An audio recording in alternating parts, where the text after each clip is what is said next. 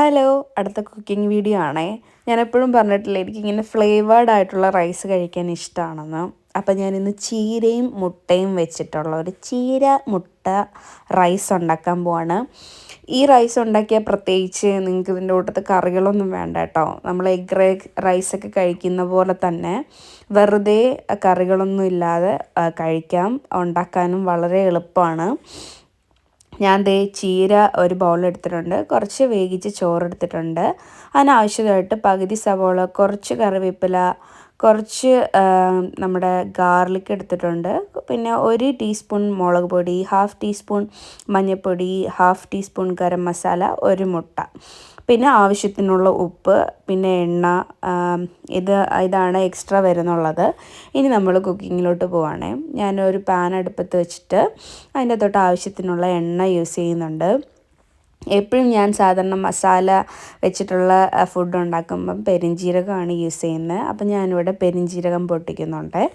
ഈ പെരുംജീരകം ഒന്നിച്ച് നന്നായിട്ട് ഒന്ന് പൊട്ടി വരുമ്പോഴത്തേക്കും ഞാൻ കട്ട് ചെയ്ത് വെച്ചിട്ടുള്ള നമ്മുടെ വെളുത്തുള്ളിയും കറിവേപ്പിലയും ഒരു പകുതി സവാള എടുത്തിട്ടുണ്ട്, ചെറുതായിട്ട് അരിഞ്ഞിട്ടുണ്ട്. അതും കൂടെ ഇട്ടിട്ട് നന്നായിട്ട് ഇതിനെ സോട്ട് ചെയ്ത് ഇതിൻ്റെ പച്ചമണം മാറ്റി എടുക്കുന്നുണ്ട്. ഇതിനകത്തോട്ട് കുറച്ച് ഉപ്പിടുന്നുണ്ട്. ഉപ്പും കൂടെ ഇട്ടതിന് ശേഷം മാറ്റി വെച്ചിട്ടുള്ള മസാലകളും കൂടെ ഇട്ട് മസാലകളുടെ പച്ചമണം ഒന്നും കൂടെ മാറ്റിയെടുക്കുന്നുണ്ട് കേട്ടോ. ഇനി നമ്മുടെ മെയിനായിട്ടുള്ള ചീരയും കൂടെ ഇട്ടിട്ട്, ചീര അറിയാമല്ലോ, ചീരയിൽ വെള്ളമാണ് കൂടുതൽ. അപ്പോൾ ഞാൻ ചീര ഒന്ന് ഇളക്കിയതിന് ശേഷം ഒന്ന് അടച്ച് വെച്ചിട്ട് ഇതൊന്ന് വേവിച്ചെടുക്കുന്നുണ്ട് കേട്ടോ. ഒരു മിനിറ്റ് ഞാൻ മുഴുവൻ എടുത്തിട്ടുണ്ടോയെന്ന് എനിക്കറിയത്തില്ല, കാരണം ഇതിൽ വെള്ളം ഒത്തിരി ഇറങ്ങുമല്ലോ.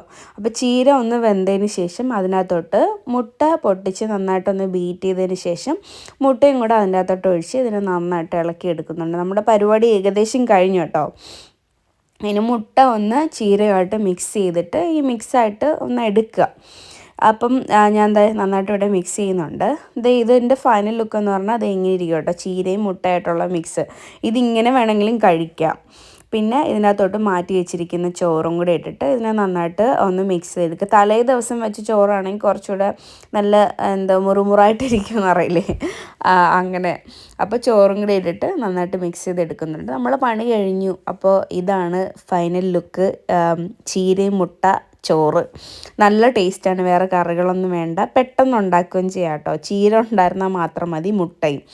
അപ്പോൾ നിങ്ങളും ട്രൈ ചെയ്ത് നോക്കണം. Okay, by.